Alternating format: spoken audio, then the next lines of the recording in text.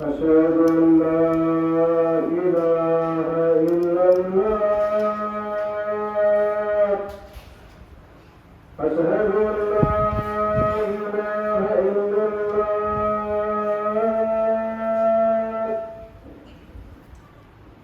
أشهد أن محمدا رسول الله أشهد أن محمدا رسول الله حي على الصلاة حي على الصلاة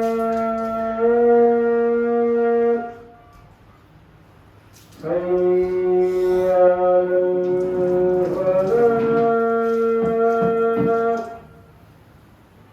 حي على الفلاح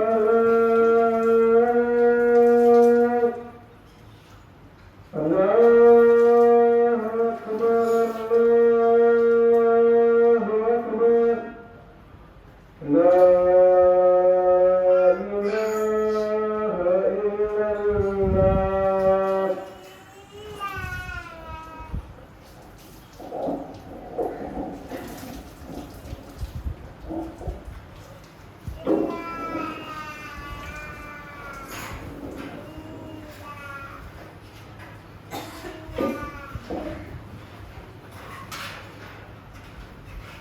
إن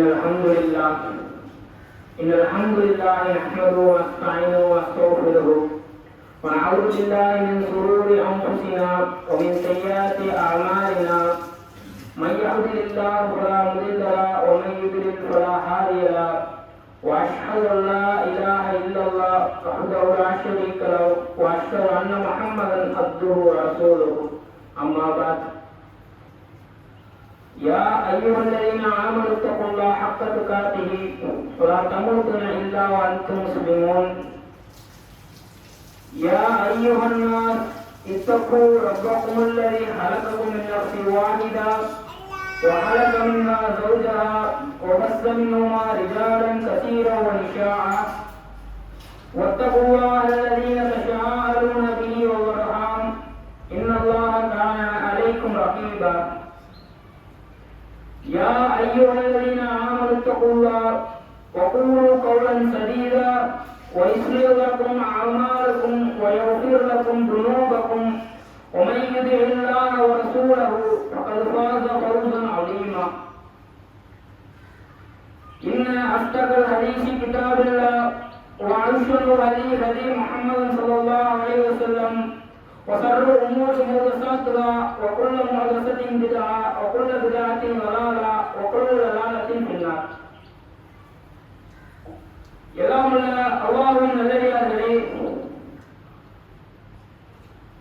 வார்த்தைகளில் சிறந்தது அல்லாஹ்வுடைய வார்த்தை என்றும் வழிகாட்டுதலில் சிறந்தது முஹம்மது நபி ஸல்லல்லாஹு அலைஹி வஸல்லம் அவர்களுடைய வழிகாட்டுதல் என்றும் மார்க்கத்தின் பெயராக புதிதாக உருவாக்கப்படும் ஒவ்வொன்றும் விதத்தாகவும் ஒவ்வொரு விதத்தும் வழிகேடாகவும் ஒவ்வொரு வழிகேடும் நம்மை நரகத்திற்கு இட்டுச் செல்லக்கூடிய செயலாக அமையும் என்பதை கூறி என்னுடைய உரையை ஆரம்பம் செய்கிறேன். எல்லாம் அல்லாஹ்வின் நல்லடியார்களே, இந்த உலகத்தில தற்போது எடுத்த சர்வே அதாவது கணக்கெடுப்பின்படி கிட்டத்தட்ட 800 கோடி மக்கள், கிட்டத்தட்ட 8 பில்லியன், அதாவது 800 கோடி மக்கள்கள் இந்த உலகத்தில் வாழ்ந்து வராங்க. இந்த 800 கோடி மக்கள்ல இஸ்லாத்தை பின்பற்றக்கூடிய மனிதர்கள் ஒரு 2 கோடி, ஒரு 2 பில்லியன், அதாவது 200 கோடி மக்கள்களை சொல்றாங்க. அது போக மற்ற கொள்கைகளை பின்பற்றக்கூடியவர்களும் இருக்காங்க. இப்படி இந்த 800 கோடி மக்களிடத்திலையுமே ஒரு இடத்துல போய் கேட்டா அவர் என்ன பண்ணாரு, ஒரு ஆசைகள் சொல்றார். இந்த உலகத்துல நான் வாழ்றப்பா, இந்த வாழையில எனக்கு இந்த ஆசைகள் இருக்கு. அவர் ஒரு ஆசை சொல்வார், எனக்கு வீடு வாங்கணும், கார் வாங்கணும், இவ்வளவு சம்பாதிக்கணும், இதை நான் சாப்பிடணும் அப்படிங்கிற ஒவ்வொரு ஆசைகளும். அந்த ஆசைகளை 3ஆ பிரிக்கலாம். ஷார்ட் டேர்ம் கோல், அதாவது இலக்கு, குறுகிய கால இலக்கு, லாங் டேர்ம் கோல், நீண்ட ஒண்ணு அல்டிமேட் கோல் அப்படிமா, அதாவது உச்சபட்ச இலக்கு. எடுத்துக்காட்டா சொல்லணும் அப்படின்னா ஷார்ட் டேர்ம் கோல் அப்படின்னா நாளைக்கு இல்லைன்னா கொஞ்சம் ஒரு மாசத்துல இல்ல ஒரு வருஷத்துல நான் இதெல்லாம் செய்ய போறேன், இந்த குறிய இந்த ஒரு வருட காலத்துல நான் இவ்வளவு சம்பாதிக்க போறேன், இவ்வளவு சேமிக்க போறேன், இந்த வீடு கட்ட போறேன், இந்த கார் வாங்க போறேன் அப்படிங்கிற மாதிரி என்ன பண்ணுவோம், ஒரு இலக்கு வச்சிருப்போம். லாங் டேர்ம் கோல் அதாவது நெடுங்கால இலக்கு, ஒரு 10 வருஷம் 20 வருஷம் 30 வருஷ காலத்துல நான் இந்த இதெல்லாம் நான் செய்யணும், இப்படி எல்லாம் நான் வாழ்க்கையில செட்டில் ஆகணும் அப்படிங்கிற ஒரு இலக்கு வச்சிருப்போம். இன்னும் ஒண்ணு அல்டிமேட் கோல், உச்சபட்ச இலக்கு அப்படிங்கும். இந்த உலகத்துல நம்ம வாழக்கூடிய வாழ்நாள்ல நான் இதை ஒரு இலக்கா வச்சிருக்கேன், இந்த இலக்கை நான் அடைவதற்காக ஒரு வழியை நான் வகுத்து வச்சிருக்கேன் அப்படின்னு சொல்லிட்டு என்ன பண்ணுவோம், ஒவ்வொரு இலக்கா நம்ம வச்சிருக்கோம். அப்படி இந்த முஸ்லிம் சமுதாயத்திற்கு, இந்த இஸ்லாமிய சமுதாயத்திற்கு அல்லாஹ் நிர்ணயித்த இந்த உச்சபட்ச இலக்கு எது? அல்லாஹ் நிர்ணயிச்சிருப்பாங்க ஒரு கொள்கை, உச்சபட்ச இலக்காக நீங்கள் எதை நீங்கள் நிர்ணயிக்க வேண்டும் என்று நமக்கு அல்லாஹ் சொல்றான். ரசூல் ஸல்லல்லாஹு அலைஹி வஸல்லம் காட்டி தந்திருக்காங்க. அந்த உச்சபட்ச இலக்காக ஒவ்வொரு முஸ்லிமுக்கும் ஒவ்வொரு இஸ்லாமியருக்கும் இருக்க வேண்டும் என்பது என்னது? மறுமை நாளில் வெற்றி அடையக்கூடிய அந்த நிகழ்வு. அப்ப அந்த மறுமை நாளிலே ஒரு முஸ்லிம் ஒரு முஃமின் வெற்றி அடைய வேண்டும் என்றால் அதற்கான பாதையையும் அல்லாஹ்வுடைய தூதர் நமக்கு காட்டி தந்திருக்காங்க. அல்லாஹ்வும் தன்னுடைய திருமறை குர்ஆன்ல கூறியிருக்கிறான், இஸ்லாம் என்ற ஒரு பாதையை எவர் ஒருவர் சரியாக பின்பற்றுகிறார்களோ அவர் நாளை மறுமையிலே வெற்றி அடைவார். அந்த உச்சபட்ச இலக்கையும் அல்லாஹ் நமக்கு என்ன பண்ணியிருக்கான், இந்த முஸ்லிம் சமுதாயத்திற்கு கற்றுக் கொடுத்திருக்கிறான். அல்லாஹ்வுடைய தூதரும் அதை கற்றுக் கொடுத்திருக்கிறார்கள். அதற்கு போகக்கூடிய ஒரு வழியையும் என்ன பண்றாங்க, அல்லாஹ்வுடைய தூதர் தன் வாழ்ந்த காலகட்டத்திலே இப்படியெல்லாம் வாழணுப்பா, இதெல்லாம் நன்மை, இந்த பக்கம்லாம் போயிடாதீங்க, இதெல்லாம் தீமை, இது உங்களை இஸ்லாத்தை விட்டு வெளியேற செய்யக்கூடிய செயல்களாக இருக்கும். நாளை மறுமையிலும் அந்த செயல்களால் நீங்கள் நரக படுகொலையில போவீங்க, மறுமையில் அந்த உச்சபட்ச இலக்கில் தோல்வி அடையக்கூடியவராக இருப்பீங்க சொல்லி என்ன பண்ணாங்க, அல்லாஹ்வுடைய தூதரும் வாழ்ந்து காட்டியவர்களாக இருந்தாங்க. அதே போல அந்த மறுமை நாளில் இன்றைய சமுதாயம் அந்த உச்சபட்ச இலக்கை ஒரு இலக்காக கருதுகிறதா என்று பார்த்தால் பக்கத்துல ஒரு கொஸ்டின் பண்றோமா? கிடையாது. அதே போல அந்த உச்சபட்ச இலக்கை அடைவதற்கான பாதையை நாம் செல்கிறோமா என்றால் அதுவும் கிடையாது. பேரளவில் இஸ்லாமிய மார்க்கத்தை பின்பற்றுவதற்கான பேரளவில் ஒரு முஸ்லிமா இருக்கும், பேர் முஸ்லிம் பேரா இருக்கும். ஆனா அவர் செய்த செயலெல்லாம் என்னது, இஸ்லாத்தில் எதையெல்லாம் தடுத்திருப்பார்களோ அல்லாஹ்வுடைய தூதர் தடுத்தார்களோ அதை செய்யக்கூடிய நபராக இருப்பார். அன்புடாக காண முடிகிறதா இல்லையா? அல்லாஹ் தஆலா அந்த மறுமை நாளையும் இந்த உலகத்தில் உள்ள இன்பங்களையும் கம்பேர் பண்றான். ரெண்டையும் கம்பேர் பண்ணி திருமறை குர்ஆன்ல அல்லாஹ் சொல்றான், ஸுய்யினலின் நாஸி ஹுப்ப ஸஹவாத்தி மினன் நிசாஇ வல் பனீன வல் பனாதீரி வல் கனாதீரில் முகந்தரதி மினத் தஹபி வல் ஃபில்லதி வல் ஹைரில் முஸவ்வமதி வல் அன்ஆமி வல் ஹர்ஸி. அல்லாஹ் தன்னுடைய திருமறை குர்ஆன்ல சொல்றான், எப்பா இந்த உலகத்துல தங்கம் வெள்ளி வைரம் வைடூரியம் இருக்க, உனக்கு செல்வமாக நீ உன்னுடைய கால்நடையா வளர்க்கிறிய, ஒட்டகம் ஆடு மாடு குதிரையெல்லாம் வளர்க்கிறிய, அதே போல இந்த உலகத்துல ஆண்கள் பெண்கள் எல்லாம் இருக்காங்களே அவர்கள் மீதெல்லாம் கவர்ச்சி வருது. இது எல்லாமே ஒரு மனுஷனை நேசிக்க வைக்க, இந்த உலகத்தை நேசிக்க வைக்கக்கூடிய ஒரு செயலாக நம்ம படைத்திருக்கிறோம். நம்ம பார்க்கிறோம், யாராச்சும் ஒரு ஆள் வந்து ஒரு 1 பவுன் 2 பவுன் தங்கத்தை கையில தந்து இந்த அப்பா வச்சிருப்பான்னு சொன்னா இலவசமா பரிசா வச்சிருன்னு சொன்னா நம்ம வாங்காம இருப்போமா? அப்ப அதை நம்ம விரும்பக்கூடியதாக இருக்கிறோம். அதே போல தங்கம் வேணாம், ஒரு ஆட்டுக்குட்டியை பரிசா தந்து இல்ல 1 கிலோ ஆட்டு கறியை பரிசா தந்து இதை சமைச்சு சாப்பிடுமா அப்படின்னு சொன்னா நம்ம அதை வெறுக்கக்கூடியதாக இருக்கோமா? நாம வாங்கணும்னு சொல்லிட்டு அதை வாங்குறவங்க. அப்ப அல்லாஹ் இந்த திருமறை குர்ஆன்ல என்ன சொல்றான்? இந்த செல்வங்கள், இந்த பொருள்கள் எல்லாம் உங்களை ஒரு மனிதன் இந்த உலகத்தில் அதை நேசிக்கிற விதமா வச்சிருக்கோம். ஒரு டிஸ்ட்ராக்ஷன் நேசிக்கிற விதமா வச்சிருக்கிறோம். அதை சொல்லிட்டு அல்லாஹ் சொல்றான், தாலிக மதாஉல் ஹயாத்தின் துன்யா, இவை இவ்வுலக வாழ்க்கையின் வசதிகள். இந்த உலகத்துல ஒரு மனுஷன் வாழ்றதுக்கான வசதிகளை தவிர்த்து வேற எதுவுமே கிடையாது. வல்லாஹு இந்தஹு ஹுஸ்னுல் மஆப், அல்லாஹ்விடம் அழகிய புகலிடம் உள்ளது. இதை சொல்லிட்டு அடுத்த ஆயத்துல அல்லாஹ் சொல்றான், குல் அவுநபியுகும் பிஹைரின் மின் தாலிகும், நபியே நீங்க கூறுங்க, இதை விட சிறந்ததை நான் உங்களுக்கு சொல்லட்டுமா என்று யார் பார்த்து? யாரெல்லாம் இந்த உலக வாழ்க்கையை நேசிக்கிறார்களோ, இந்த உலக வாழ்க்கையை மூழ்கி கிடக்கிறார்களோ அவர்களை பார்த்து எல்லாம் கேட்கிறான். அவரை பட்டியலிடுறான். எதெல்லாம் உலக வாழ்க்கையில வசதி நீங்க நினைக்கிறீங்க, எதெல்லாம் நாம இந்த மனிதனுக்கு விரும்பக்கூடியதாக படைச்சிருக்கோம், இதெல்லாம் நீ சிறந்ததுன்னு நினைக்கிறத, இதை விட சிறந்தத ஒன்று நான் சொல்லட்டுமான்னு சொல்லிட்டு அல்லாஹ் என்ன பண்றான்? திருமறை குர்ஆன்ல ஒரு கேள்வியா கேட்கிறான். சொல்லிட்டு சொல்றான், லில்லதீன தகவ் இன்ன ரப்பிஹிம் ஜன்னாத்துன் தஜ்ரி மின் தஹ்திஹல் அன்ஹாரு ஹாலிதீன ஃபீஹா வ அஸ்வாஜுன் முதஹரத்துன் வ ரில்வானும் மினல்லாஹ். அல்லாஹ் சொல்றான், இந்த உலகத்துல நீ இதை விட சிறந்ததை நான் உனக்கு சொல்றேன்னு சொன்னல, யாரெல்லாம் இறைவனை அஞ்சி இந்த உலகத்திலே அவன் வழங்கிய இந்த இஸ்லாமிய மார்க்கத்தை அவனை வணங்கி அல்லாஹ்வுடைய தூதர் காட்டி தந்த இந்த மார்க்கத்தை சரியாக பின்பற்றுகிறார்களோ அவர்களுக்கு நாளை மறுமை நாளிலே சொர்க்கம் இருக்கு. அந்த சொர்க்கம் என்பது எப்படி? இன்பங்களால் நிறைந்த ஒரு பகுதி.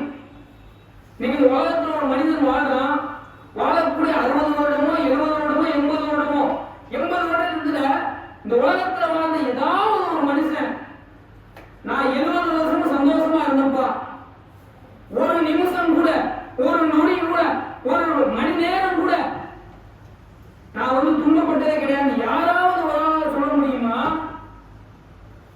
முடியாது. ஏதோ ஒரு கட்டத்துல ஏதோ ஒரு நேரத்துல அவருக்கு துன்பம் சேர்ந்திருக்கும். ஆனால் சொர்க்கம் அப்படிப்பட்டது கிடையாது. அங்கே இருக்கக்கூடிய ஒவ்வொரு நொடியுமே அல்லாஹ் அடியார்களை சந்தோஷமாக வைத்திருப்பான். அதே போல அங்க நீங்க பாக்குறோம், ஒரு இடத்துக்கு கொடைக்கானல் குற்றாலம் டூர் போறோம். டூர் போகையில ஒரு பட்ஜெட் எடுத்துட்டு போவோம். ஒரு பட்ஜெட் ஒரு 10,000 ரூபாய் எடுத்துருக்கோம், 15,000 ரூபாய் எடுத்துருக்கோம். எடுத்துட்டு போகையில 10,000 ரூபாய் செலவாயிருச்சு. அப்படிங்கும் நம்ம என்ன பண்ணுவோம்? ஒரு 3 நாள் 4 நாள் அந்த 10,000க்கு தகுந்த பிளான் பண்ணுவோம். ஒரு 3 நாள் போவா, 4 நாள் போவா, அதுக்கப்புறம் வந்துடும் அப்படின்னு பார்ப்போம். ஏன்? நமக்கு எடுத்துட்டு போன செலவாகி போச்சு. இப்ப சொர்க்கத்தை பற்றி எல்லாம் சொல்றோம். இந்த சொர்க்கத்துல ஒரு அடியான் ஒரு முறை உள்ள நுழைஞ்சிட்டான் அப்படின்னா நிரந்தரமாக அங்கேயே இருப்பான். சொர்க்கத்தை விட்டு திரும்ப வெளியே வரமாட்டான். அப்ப அந்த இன்பங்களை நிரந்தரமாக அனுபவிக்கக்கூடிய வகையில் எல்லாம் என்ன பண்றான்? இந்த உலகத்திலே இந்த பரீட்சையில யாரெல்லாம் சரியா எழுதி, இந்த பரீட்சையில யாரெல்லாம் இஸ்லாத்தை சரியாக பின்பற்றி உலகத்தை வாழ்ந்தார்களோ அவர்களுக்கான சிறப்புகளை சொல்றோம். அதே போல அங்க அழகான தூய்மையான துணைவிகளை எல்லாம் வழங்குகிறான். இப்படி சொர்க்கத்தை பத்தி பேசணும்னாலே அது ஒரு கட்டுரை போகும். அந்த அளவிற்கு அல்லாஹ் இன்பங்களை வைத்திருக்கிறான். அதையும் அது போல சொல்றான், திரும்ப சொல்றான் திருமறை குர்ஆன்ல, வமல் ஹயாத்துத் துன்யா இல்லா மதாஉல் குரூர். இவ்வளவு வாழ்க்கை உனக்கு ஏமாற்றம் தான், ஏமாற்றத்தை தவிர்த்து வேற எதுவுமே கிடையாது. இந்த உலக வாழ்க்கை நீ நிலையானது என்று நினைச்ச அப்படின்னா ஒன்னை விட ஏமாறி யாருமே இல்லைங்க திருமறை குர்ஆன்ல சொல்றான். அது போல நீங்க நம்ம பார்க்கிறோம், இஸ்லாத்துல இருக்கக்கூடியவர்களே நம்ம நினைப்போம், நம்முடைய உள்ளத்துல சீத்தா போடும். நம்ம 4 இடத்துக்கு போகும்போது மாற்று மத சகோதரர்கள் இஸ்லாத்தை பின்பற்றாதவர்கள் என்ன பண்ணுவாங்க? இருப்பாங்க.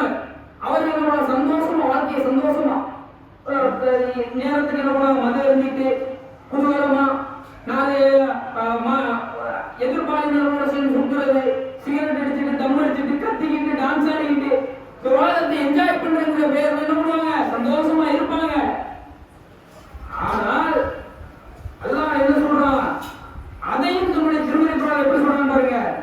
லா யகுர்ரன்னக தகல்லபுல் லதீன கஃபரு ஃபில் பிலாத். இந்த உலகத்துல இறைமறுப்பாளர்கள் உல்லாசமா செய்கிறார்களே, அதை பார்த்து நீ மயங்கிறாத. இஸ்லாத்தை பின்பற்றக்கூடியவர்கள் மற்றவர்கள் இந்த உலகத்தில் உல்லாசமா இருக்கிறத பார்த்து ஒருபோதும் மயங்கிறார்கள். மாறாக மதாவுல் கலீலும் சும்ம மஅவாஹும் ஜஹன்னம். அது வெறும் அல்ப சுகம்பா. 30 வருஷம் 40 வருஷம் இந்த உலக வாழ்க்கை அப்படி அந்த சுகங்கிறது நிரந்தரம் இல்ல, டெம்பரர், தற்காலிகம். அதுல மயங்கிறாத. அவர்கள் இந்த உலகத்தில் இருக்கிற 30 வருஷமோ 40 வருஷமோ மட்டும்தான் சந்தோஷமா இருக்க முடியும். அல்லாஹ் இந்த உலகத்தில் அவர்களுக்கு எவ்வளவு ஆயுள் எழுதி வச்சிருக்கானோ அது வரைக்கும் தான் அவர்களால் குதூகலமாக இருக்க முடியும், மத இருக்க முடியும், கூத்தாட முடியும், குமாரம் போட முடியும். இந்த 30 வருஷம் 40 வருஷம் அந்த ஆயுள் முடிஞ்சிச்சுன்னா அவர்கள் தங்குற இடம் வேற. அவர்களை தங்குமிடமாக நரகத்தை தேர்வு செய்திருக்கா. நீ நரகத்துக்கு போக விரும்புறியா? நம்ம நானும் ஒரு முஸ்லீம் தொழுகைக்கே வராத ஒரு முஸ்லீம் போயிட்டு எப்ப உனக்கு சொர்க்கம் வேணுமா நரகம் வேணுமான்னு கேட்டா என்னதான் சூஸ் பண்ணுவோம்? சொர்க்கம், எனக்கு சொர்க்கம் வேணும். அவர் தொழுகிறாத்துல 2 விஷயம் கேட்டா என்ன சொன்னாரு? சொர்க்கம் வேணும். அப்படிப்பட்ட சொர்க்கம் உனக்கு வேணும்னா நீ இந்த உலக வாழ்க்கையை அர்ப்பணி. இந்த உலக வாழ்க்கையில கஷ்டப்படணும் திருமணி சொல்றாங்க இல்லையா? அதுபோல இன்னும் நிறைய தன்னுடைய வசனங்கள் ஒவ்வொரு வசனத்திலையுமே இந்த உலக வாழ்க்கை அப்படிங்கிறது வெறும் அர்த்தம். இந்த உலக வாழ்க்கையில மயங்கிறாத அப்படிங்கிற உலகத்தினுடைய திருமுறையை எண்ணற்ற வசனங்களை சொல்றான். சில வசனங்கள் இருக்கு. அலீத்தும் ஹயாத்தின் துன்யா மினல் ஆஹிரா. மறுமையை விட இந்த உலக வாழ்க்கையை திருப்தி அடைகிறீர்களா?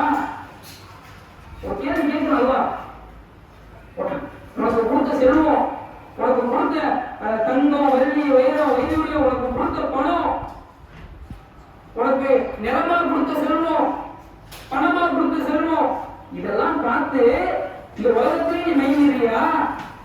இந்த உலகமே உனக்கு போதும், இந்த வாழ்க்கையை மட்டும் நல்லா வாழ்ந்தா போதும்னு நீ நினைக்கிறியா?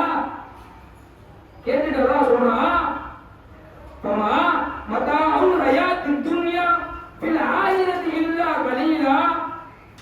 மறுமைக்கு முன்னால் உலக வசதிங்கிறது அற்பமானது.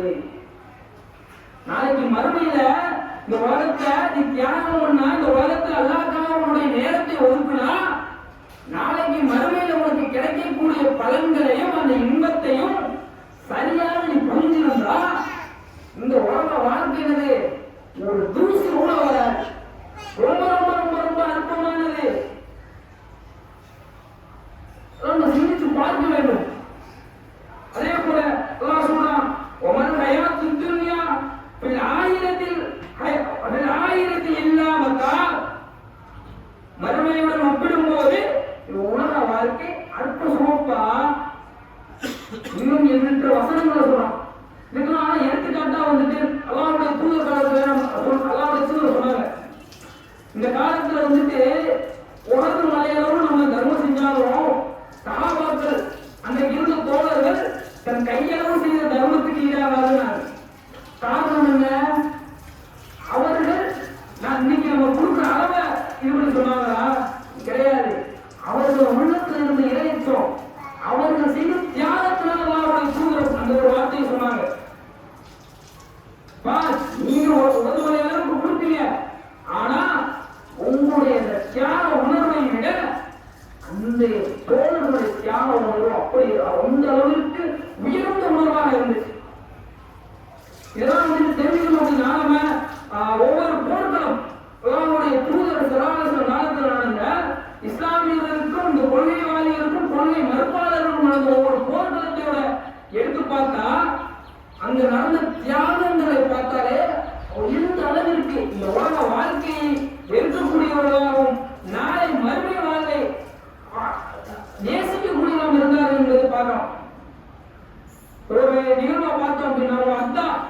அப்படிங்கிற ஒரு போர். மத்தா அப்படிங்கிற ஒரு போர் என்ன, மத்தா எப்படி ஆரம்பிச்சிச்சு அப்படின்னா, அல்லாஹ்வுடைய தூதர் ஒரு மன்னருக்கு கடிதம் எழுதி அனுப்புறாரு, ஒரு சஹாபா தூதர். அந்த தூதரை மத்தா அப்படிங்கிற இடத்துல இருந்து என்ன பண்றாங்க, கொண்டுறாங்க.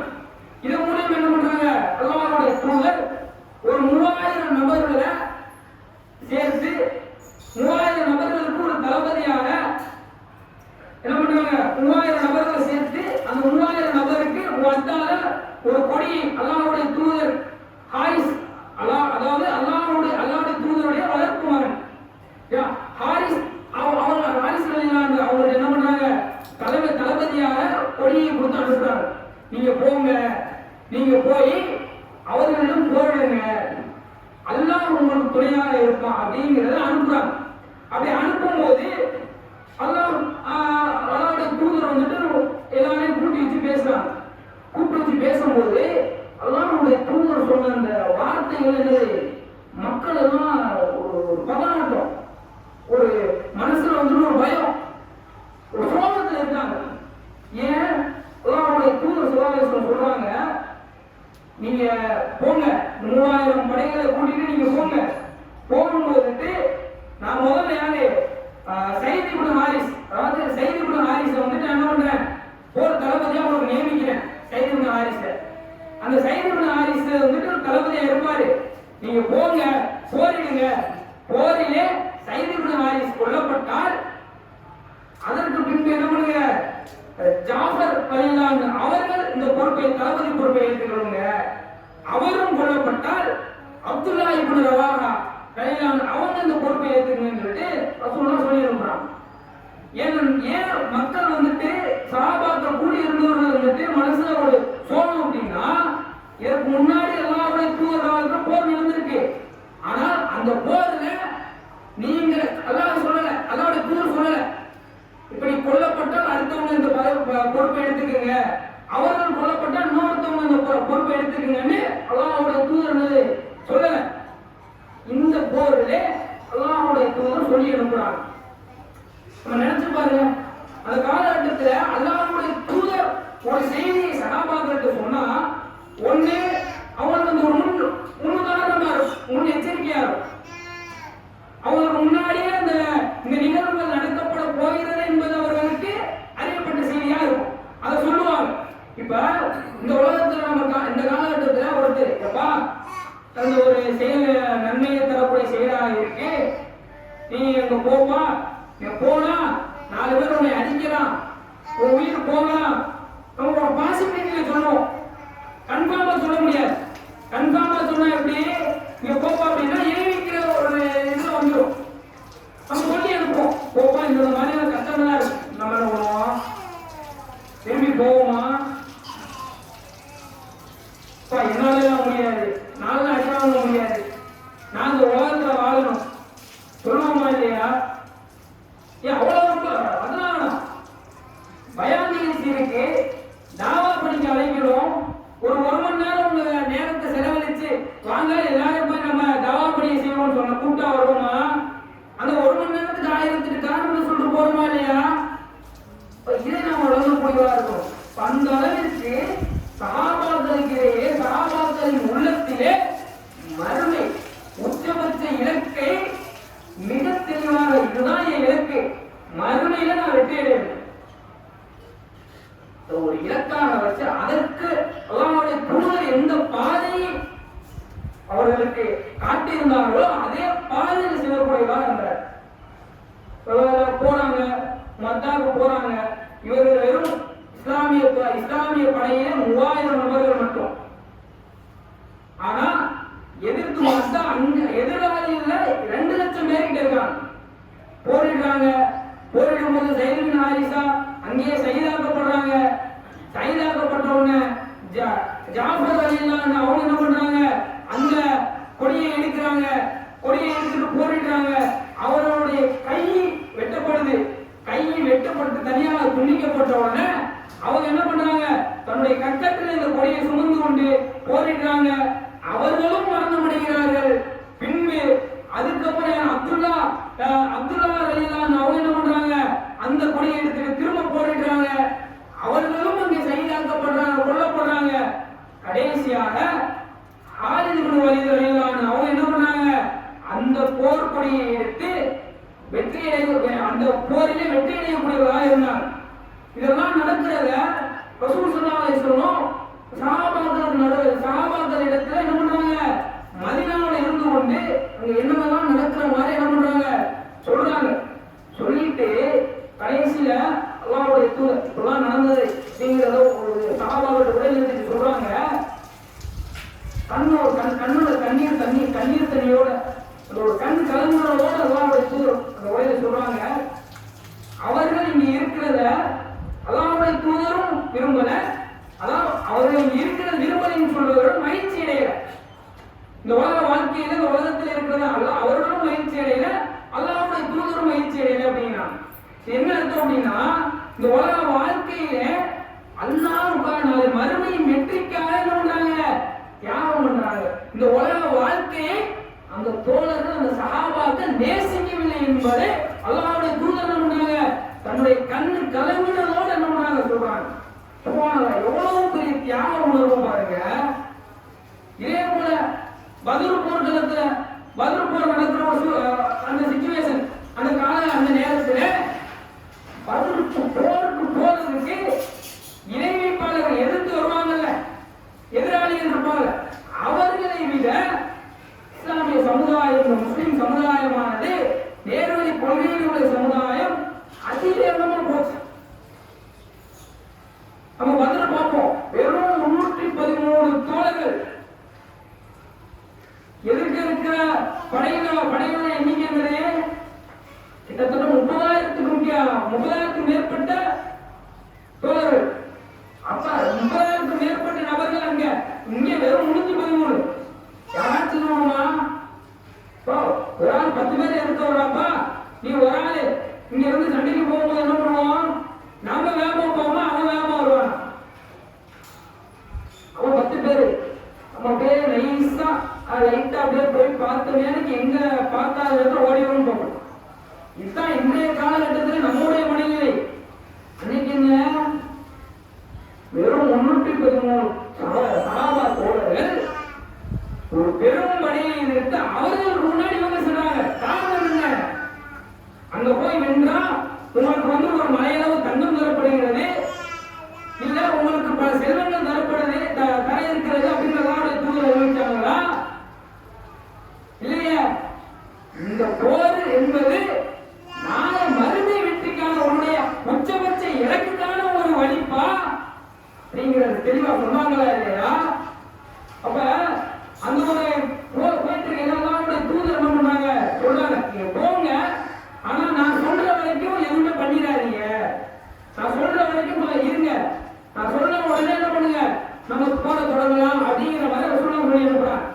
அப்படி போகும்போது அவருடைய தூதர் என்ன பண்றாங்க சொல்றாங்க, சோளத்தின் பாதையை நோக்கி செல்லுங்கள், அதாவது போர் ஆரம்பிங்க, சோளத்துடைய பாதையை நோக்கி நீங்க செல்ல ஆரம்பிங்க அப்படின்னு சொல்லிட்டு அல்லாஹ்வுடைய தூதர் சொல்றாங்க. இந்த சோளமானது பூமிக்கும் வானத்துக்கும் இடைப்பட்ட அளவு. நீங்க அறிவியல்ல பார்க்கிறோம், பூமி தரையில இருந்து வானத்துக்கும் ஒரு குறிப்பிட்ட தூரம் வரும், ஒரு 5000 கிலோமீட்டர் 10,000 கிலோமீட்டர் வரைக்கும் போக முடியும். அது வரைக்கும் தான் போயிருக்காங்க. அதற்கு மேல என்ன போக, அது வரைக்கும் என்னென்ன கோணங்கள் இருக்கு, என்னென்னலாம் இருக்கு அப்படிங்கிறதெல்லாம் இது வச்சிருக்காங்க. அதற்கு மேலும் போகலாம், ஆனா யாரும் போகல.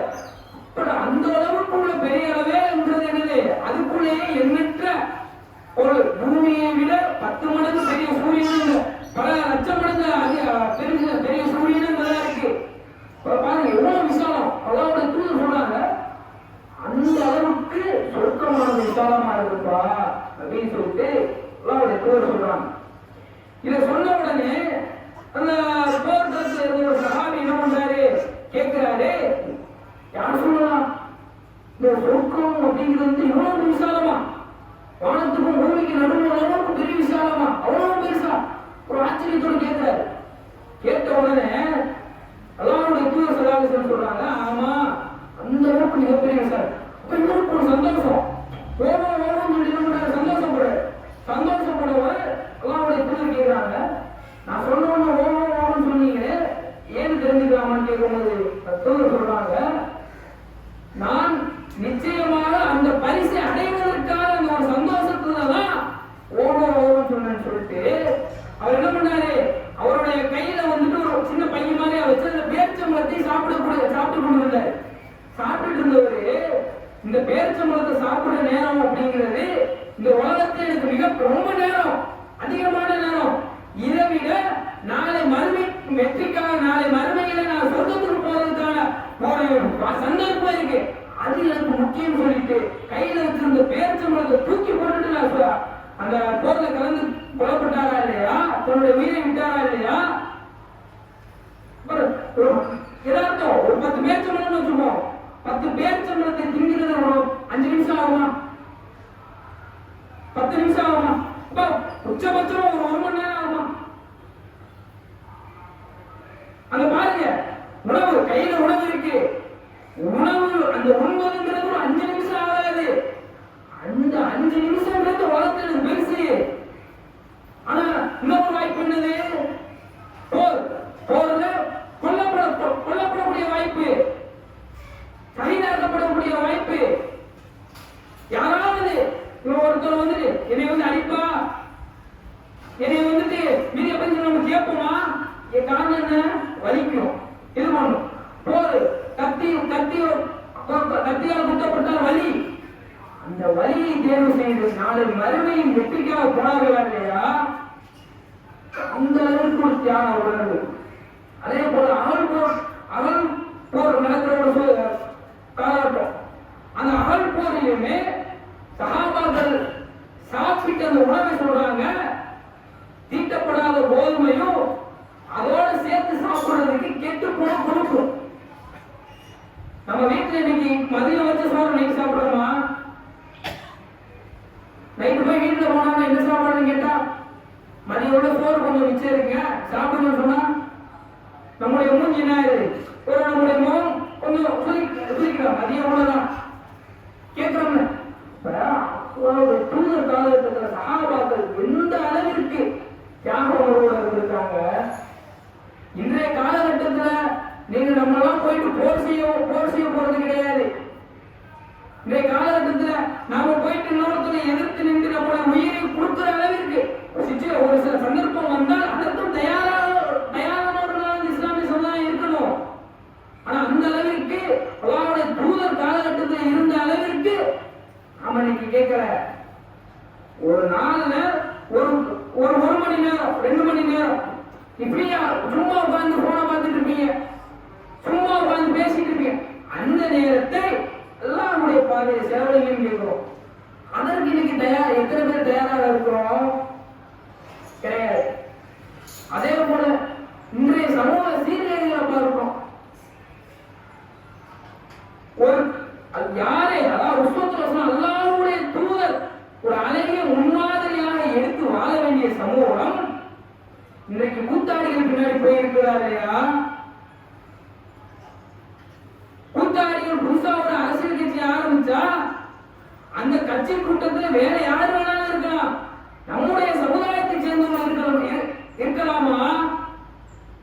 அவனை நம்ம ஒரு தலைவராக எடுத்துக்கொள்ள முடியுமா? அதை நாம சிந்திக்க வேண்டாமா? அல்லாஹ்வுடைய தூதர் அந்த காலகட்டத்திலே சஹாபாக்களும் தோழர்களும் அன்சாரி தோழர்களும் இந்த இஸ்லாமிய மார்க்கத்தை வளர்ப்பதற்காக எவ்வளவு பாடுபட்டாங்க. இந்த இஸ்லாமிய மார்க்கம் பிற்காலத்திலே இந்த மனிதர்களுக்கு போய் செல்ல வேண்டும் என்பதற்காக எவ்வளவு கஷ்டப்பட்டாங்க. தன்னுடைய உயிரை பணையம் வைத்து இந்த மார்க்கத்தை வளர்த்தார்களா இல்லையா? அப்படியெல்லாம் கஷ்டப்பட்டு உயிரை கொடுத்து இந்த அல்லாஹ்வுடைய மார்க்கத்தை வளர்த்து இன்றைய சமுதாயத்திற்கு கிடைக்கும்படி பண்ணா இந்த சமுதாயம் என்ன பண்றா? முஸ்லீம்ங்கிற பேர்ல, நான் இஸ்லாத்துல இருக்கேங்கிற பேர்ல மதுக்கடையில இருந்து மற்ற சமூகத்துடன் சேர்ந்து சரக்கடிக்கக்கூடியவனா இருக்கானா இல்லையா, மது இருந்தக்கூடியவனாக இருக்கானா இல்லையா, வட்டி வாங்கக்கூடியவனாக இருக்கானா இல்லையா? இந்த உலகத்திலே அல்லாஹ்வுடைய தூதர் எதது பக்கம்லாம் நீங்க போகாதீங்க அப்படின்னு சொன்னார்களோ அதன் பக்கம் செல்லக்கூடியவர்களாக இருக்கார்களா இல்லையா? இருக்காங்க. இந்த சமுதாயத்திலும் ஒரு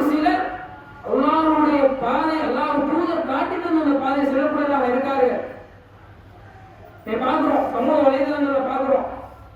ஒரு வெளிநாட்டுக்காரர் வர்றாரு, வந்துட்டு இந்தியாவை சுற்றி பார்க்கிறாரு. சுற்றி பார்த்துட்டு சொல்றாரு, இந்த இந்தியாவிலே பல இடத்துல என்ன பண்றாங்க, மாற்று மத சகோதரர்கள் பல வியாபாரம் பண்றாங்க. அவர் 20 ரூபா அப்படிங்கிற ஒரு சாப்பாடு பொருளை 100 ரூபா 150 ரூபாய்க்கு சொல்லி விற்க இது பண்றாங்க. இவ்வளவு ஒரு பிராட ஒரு கள்ளத்தனமா இருக்கிற நேரத்தில் இந்த இஸ்லாமிய சமுதாயம் இஸ்லாத்தை பின்பற்றக்கூடியவர் என்ன பண்றாரு, நேர்மையா வாங்குறாரு அப்படின்னா இருக்காங்க. எல்லாரையுமே குற்றம் சொல்லல. ஆனால் பெரும்பாலும் என்ன பண்றாங்க, சைத்தானுடைய வழியிலே நாளை நம்முடைய உச்சபட்ச இலக்கு எது, அந்த இலக்கை அடைவதற்கான பாதை எது, அந்த பாதையில் செல்வோம், அந்த பாதையில் சென்று அந்த உச்சபட்ச இலக்கை அடைவோம், மறுமையில் வெற்றி பெறுவோம் என்ற ஒரு எண்ணம் பெரும்பாலானவருக்கு கிடையாது. இன்ஷா அல்லாஹ் நான் வரக்கூடிய காலங்களிலே அதை நாம் பின்பற்றி கடைபிடிப்பவர்களாக இருக்க வேண்டும் என கேட்டுக்கொண்ட ஜும்மாவை என்று உரை நிறைவு செய்கிறேன்.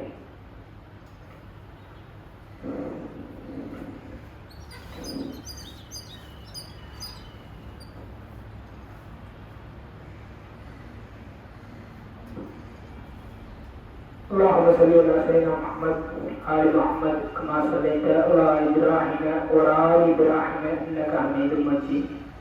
اللهم بارك على محمد وعلى آل محمد كما باركت على إبراهيم وعلى آل إبراهيم إنك حميد مجيد. உடலுறையிலே இந்த காலகட்டத்தில் இந்த சமுதாயத்திலே நம்முடைய உச்சபட்ச இலக்கு எது, அல்லாஹ் நமக்கு எதை உச்சபட்ச இலக்காக காட்டியிருக்கிறான், அல்லாஹ்வுடைய தூதரும் நமக்கு எதை உச்சபட்ச இலக்காக காட்டியிருக்கிறார்கள். நாம் இந்த உலகத்தில் வாழ்வதற்கான நோக்கம் என்ன, இந்த உலகத்திலே வாழ்ந்து இந்த உலகத்தில் இன்பத்தை அனுபவித்து இந்த உலகம் மட்டுமே என்று இருப்பதற்கா, இதை நாளை மறுமையில் வெற்றி பெறுவதற்கா என்பதெல்லாம் பார்ப்போம். ஒரு சில சஹாபா, ஒரு சில போர் களத்தில் வந்த சஹாபாவின் வரலாறுகளை எல்லாம் பார்ப்போம். அதே போல இந்த உலகத்திலே இருக்கும்போது ரசூலுல்லாஹ் சொன்னார், நிலையான தர்மங்கள் என்றால் இந்த உலகத்தில் இருக்கும்போதும் அவர்கள் நன்மையை பெற்றுத்தரும், அவர்கள் இறந்த பின்பும் அவர்களை பின்தொடரக்கூடிய ஒரு நன்மைகள் ஒன்றானது இந்த நிலையான தர்மம். எடுத்துக்காட்டா அப்படின்னா, ஒரு அல்லாஹ்வுடைய இறையிலம் வந்துட்டு கட்ட போறாங்க அப்படின்னா, அந்த இறையிலம் கட்டுவதற்காக வசூலிக்க வருவாங்க. வசூலிக்க வரும்போது நம்மளால் முயன்ற தொகை 10 ரூபாய் இருக்கட்டும், அவ்வளவுதான் கையில் இருக்கு, பரவாயில்ல, உள்ளாருக்காக நான் சொல்றேன். அந்த காசை வச்சு அவர் ஒரு செங்கலாவது வாங்கிடலாம். அந்த செங்கல் வந்துட்டு அந்த பள்ளிவாசல் இருக்கும். அந்த செங்கல் மீது ஒரு நபர் நின்று தொழுதாலும் அவருடைய நன்மையில் ஒரு பகுதி வந்துகிட்டே இருக்கும். இதெல்லாம் அல்லாஹ்வுடைய தூதர் வந்துட்டு இறந்த பின்னும் நம்மை பின்தொடரக்கூடிய ஒரு சில நன்மை. அதன் ஒரு பகுதியாக இந்த வார ஜும்மாவசல் 19ஆம் தேதி இந்த வார ஜும்மாவசல் ஆனது முதுகுளத்தூர் கிளைக்கு மாவட்டத்திலிருந்து நிர்ணயிக்கப்படுகிறாங்க. ஆகையால் நம்மளால் இயன்ற தர்மங்களை அதன் செலவழித்து நாளை மறுமையிலே அல்லாஹ் அதற்கான வெற்றியை நம்ம அனைவருக்கும் தந்தருள்ளான கேட்டுக்கொண்டு என்னுடைய உரையை நிறைவு செய்கிறேன். வாணிபவான அல்ஹம்துலில்லாஹி ரப்பில் ஆலமீன். அஸ்ஸலாமு அலைக்கும் வரஹ்மத்துல்லாஹி.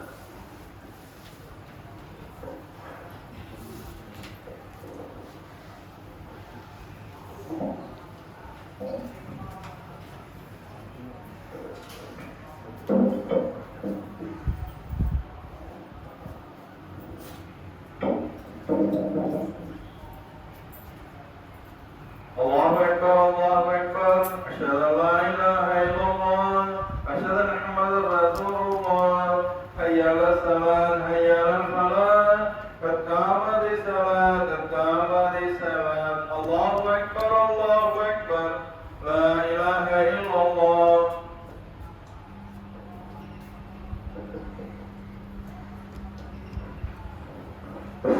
நேராகவும் நெருக்கமாகவும் அமைந்து கொள்ளும்